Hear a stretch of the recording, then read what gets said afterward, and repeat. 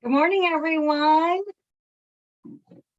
Thanks for joining us today in Hello. today's Cup-O Capital.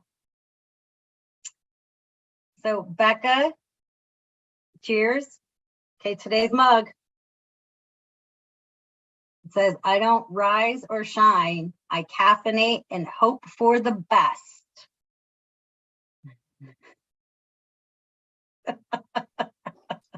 Yes. Amen to that. All right. I know I thought it's pretty fitting. We were talking earlier that today is Friday the 13th. So for some people, that's good luck. And for others, they don't like that day. Yeah, exactly. All right. So enough of the fun. For those who are joining us today, I'm Betty McIntyre. I'm the Director of Public Policy and Community Relations. And I have with me Becca Bailey. Hi, Becca. Hello, good morning. I hope everyone's doing well today. So let's get into it. Let's talk about what's happening at the Capitol. Haven't heard much lately from the Capitol. It seems pretty quiet. Can you tell us what's been happening at the Capitol the last week or two? Nothing.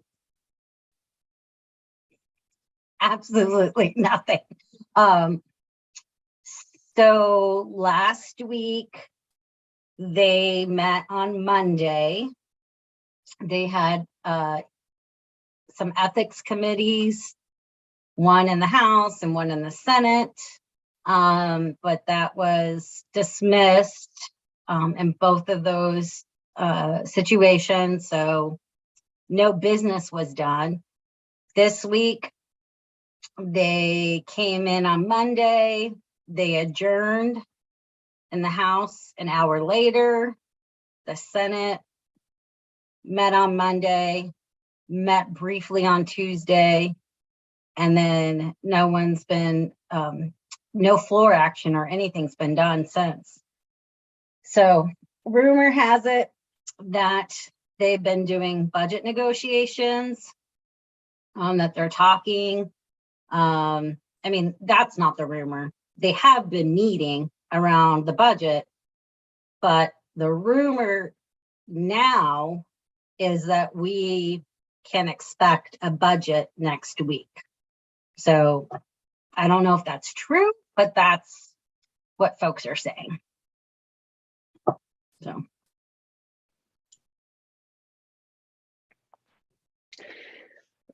Interesting. Okay, and this may be good for me and also for the audience to know.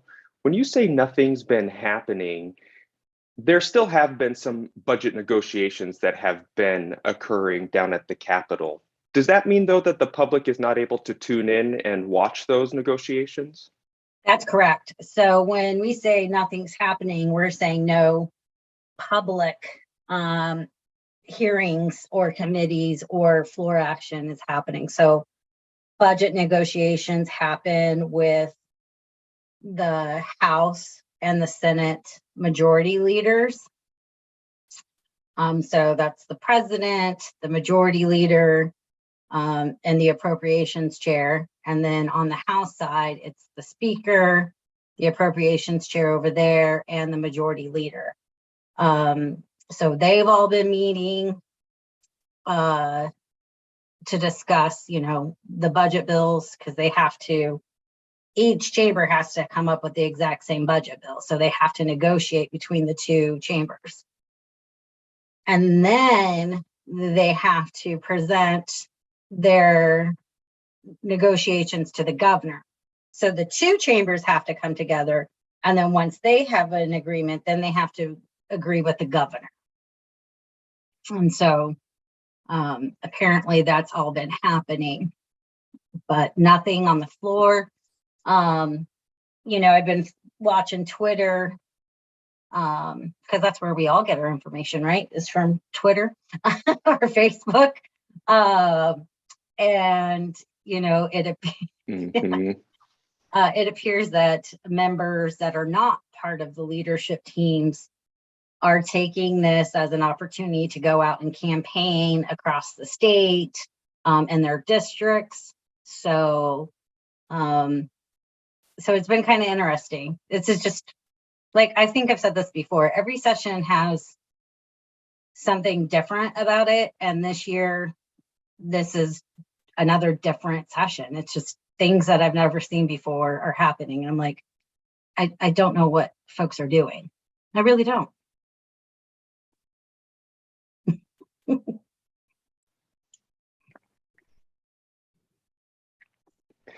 Thank you for filling me in on the budget negotiations. It's helpful to have information about the process, even though it's not as transparent and open to the public.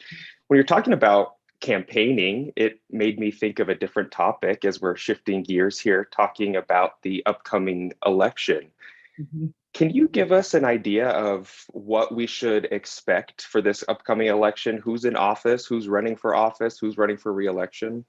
Yeah, that's a great question. So it is an election year. Every state office is up for election. So for the governor's office, for example, that is what we call an open seat, because the governor cannot run for re-election because he's termed out. So we're seeing several candidates on both the Republican and the Democratic side vying for that open seat. It's an open election with the Secretary of State's office as well, because the current Secretary of State, Katie Hobbs, is not seeking to for re-election in that office. She instead is choosing to run for governor instead. So you have several candidates, both on the Republican and the Democratic side, who are vying for that state office. The state treasurer's position is wide open. The current state treasurer, Kimberly Yee, is seeking re-election, but she actually is being what we call primaried, meaning that there are actual Republicans who are running against her to take her out of her seat. So that's something that you don't really see often. If there's already an incumbent in the race, you don't typically see someone being primaried in that position. So that's definitely something I think folks should be paying attention to. The superintendent of public instruction race, Kathy Hoffman, who is a Democrat, is running for re-election. But you have a couple of Republicans who are running in the primary, hoping to, upset that race in November. So you've got former Superintendent Tom Horn. Folks may remember him. He used to be the superintendent of public instruction, 10 years ago? Longer than that? Yeah, do you remember him? Tall, blonde guy, or bald? He's bald. Yeah. Yeah, I don't remember exactly when, but I do remember him. But he was also the attorney general. So he was superintendent of public instruction, and then he was attorney general. So he's trying to run for that. Michelle Udall, who is a current representative in the House, the state House, she's running for superintendent of public instruction. And then, so that's going to be an interesting race, right? Because we've talked about education. Education is huge in Arizona right now. Absolutely. So it'll be interesting to see who wins the Republican primary in that race. And then it's going to be even more interesting for the general in November. So watch out for that race, especially if you have kids. But, even if you don't have kids, education is super important, right? Because I think of that Whitney Houston song, "Children Are Our Future."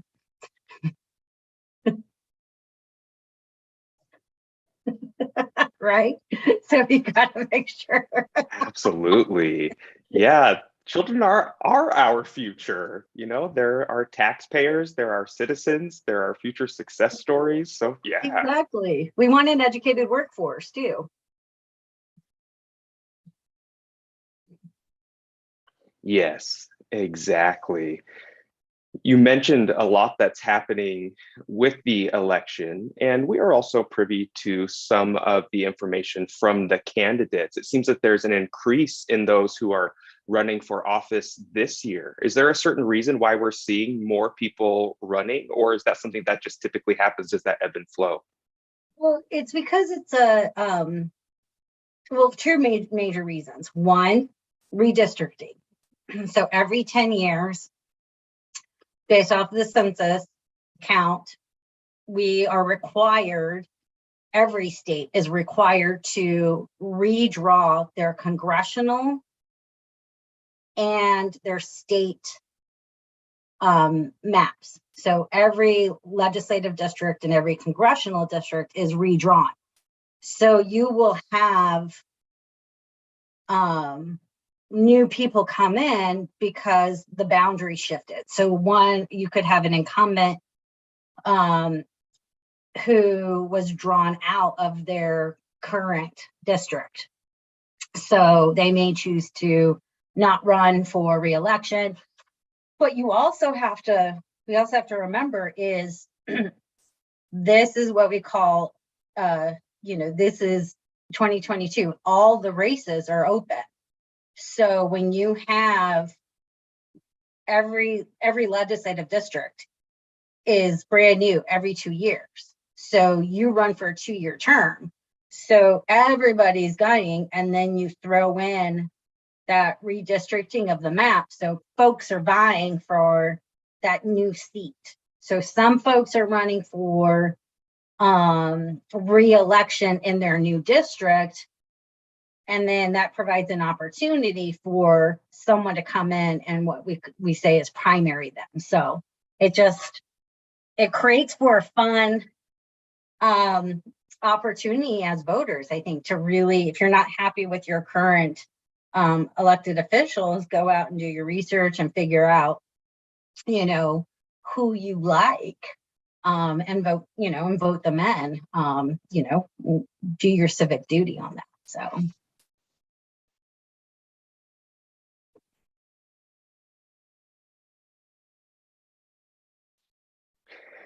And I'm not as familiar with the world of politics and legislation as you are, Betty.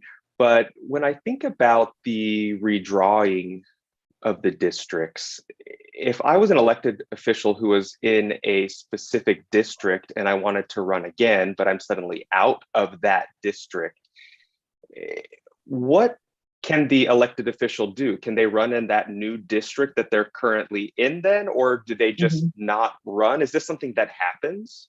Yeah, so there's actually a third option. So you talked about they run in their new district, which some of them will. They'll choose not to run.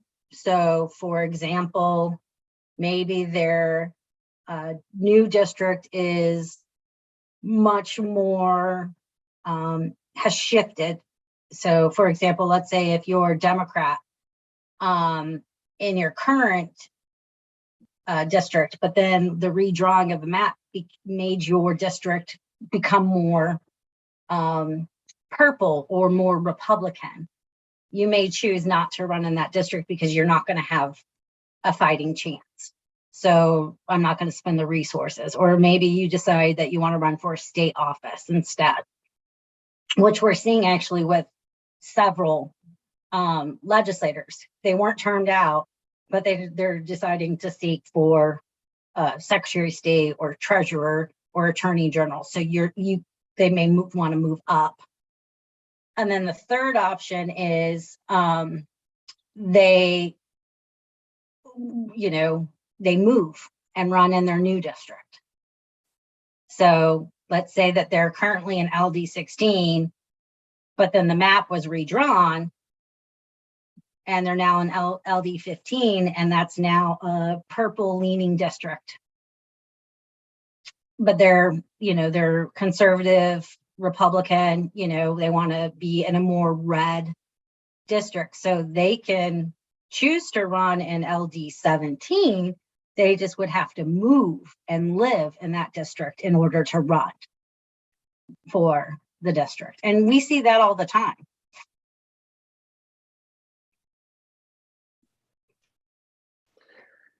That's really interesting. I never thought of a person being willing to move in order to be able to run again in a new district. They would actually have to move. They would have to relocate. Yeah. Yeah. So there's a historical term in politics that you may have heard.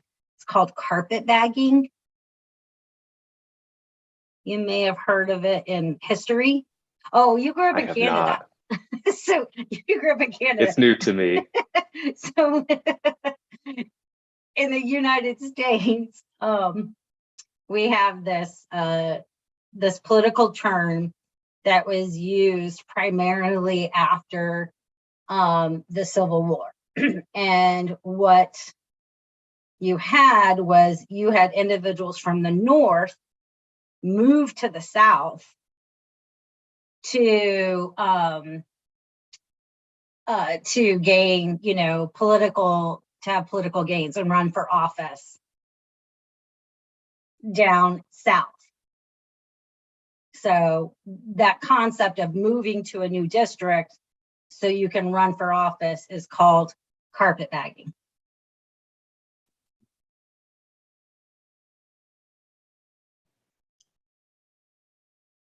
That is a new term that I learned today, and I'm sure for some members of the audience who are watching, it's new for them as well. That's very interesting. And now, shifting gears here a little bit, earlier we were talking about something that we saw on the news, something about Andy Biggs. For some of us who may be unfamiliar with what's going on, can you fill us in? So Andy Biggs, who represents Congressional District 5, which is in the East Valley. So your Gilbert, Mesa, Queen Creek area out there. He was in the news yesterday because the January 6th committee, which is known as the Insurrection Overview Committee, has subpoenaed 4 or 5 members of Congress, and Andy Biggs is one of them. So that's pretty jarring to have one of our elected officials be subpoenaed in this, committee's work. Andy Biggs came out yesterday in a tweet saying that, he, dismissing the subpoena, his belief is that the committee is just trying to make some political propaganda, theater. So we'll see if he actually appears and follows through with the subpoena. Who knows? But it was definitely something like, whoa, holy moly. Yeah. So who knows? Yeah. But it's politics. Yeah, just thinking back to that day when all of that was happening. And so now we're seeing the aftermath, and we're still seeing the aftermath unfold. Really interesting, the world that we're living in right now. Oh yeah, definitely. It's crazy. It's like, what's going on? So.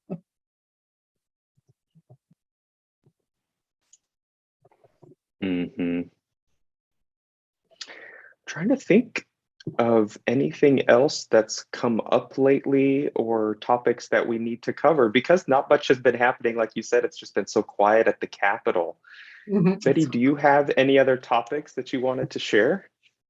I think it's just not really. It's just been it's just been dead. Like it's just been weird. It's been super weird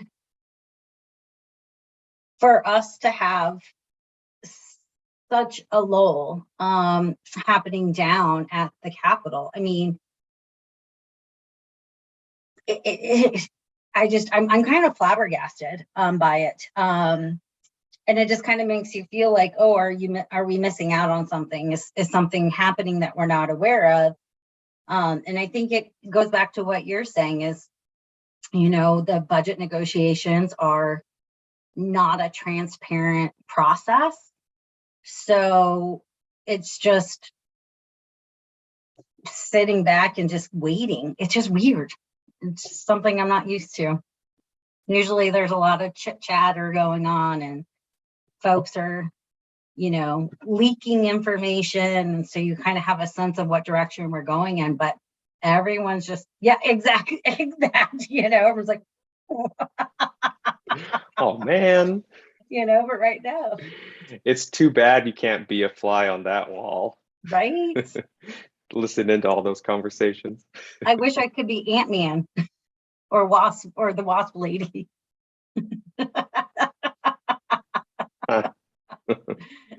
Exactly.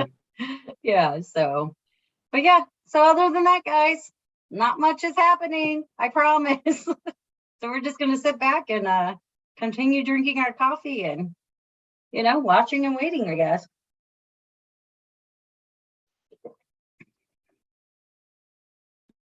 And not only that, but for members of the public, those who are in the audience, please reach out to us at ACDHH if you have any questions. Email us, call us, and we'd be happy to answer those questions that you have in our next Couple Capital. Exactly. Until then, Becca, have a great day, everybody. Bye, everyone.